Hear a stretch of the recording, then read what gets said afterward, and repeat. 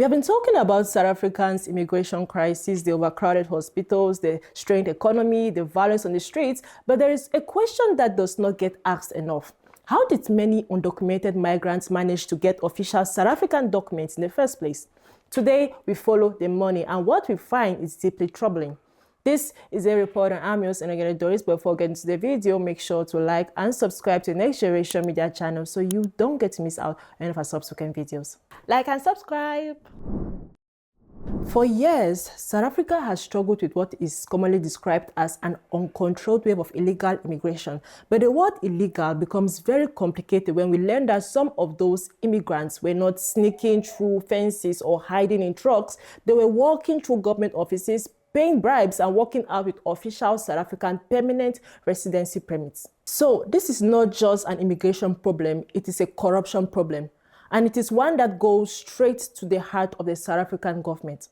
South African authorities have arrested a number of Home Affairs officials in connection with a scheme in which permanent residency permits and other immigration documents were sold to foreign nationals in exchange for bribes.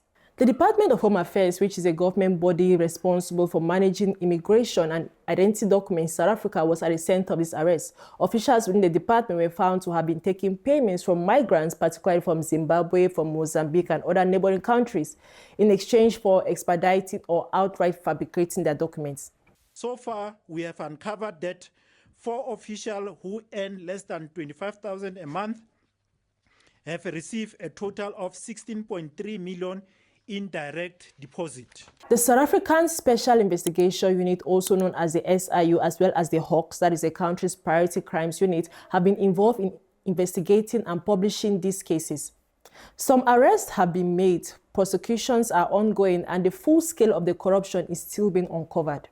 From what has been reported, the scheme operated in several ways. In some cases, officials will accept direct cash payments in exchange for approving applications that should have been rejected, either because the applicant did not meet the legal requirements or because they were already in the country illegally.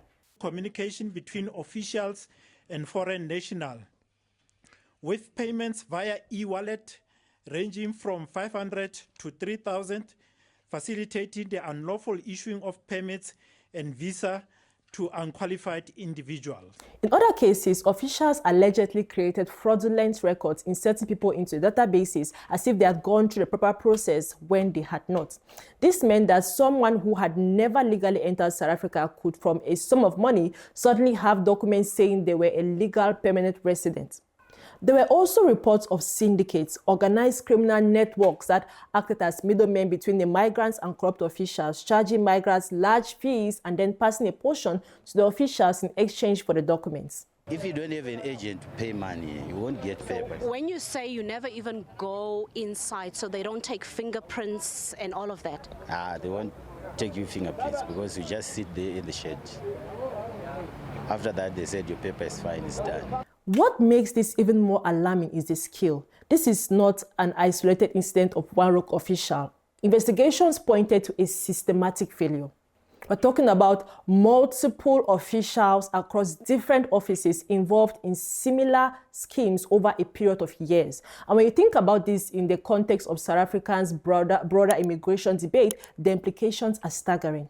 Because if documents were being sold, then the number of people that South Africa has documented as legal residents may not reflect reality. And conversely, some of the people being attacked and labeled illegal immigrants might actually have documents. Documents that, even though illegally obtained, are still legit documents. This brings in more confusion. It makes it harder to know who is legal in the country. It undermines the public trust in the government, and it fuels those who argue that South Africa's government cannot be trusted to manage this crisis.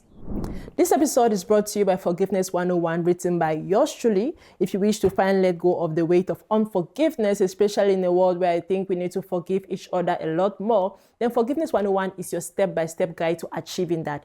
It will also help the channel a ton. So grab a copy today, the link is in the description, and let's get back into the video. Now, let's think about this from both perspectives, because as always, there's more than one way to look at this.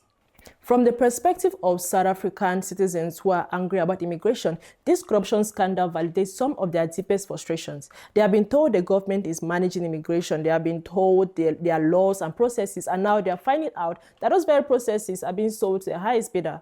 And since they were already suspicious of the government's ability to handle this crisis, this is not helping the situation.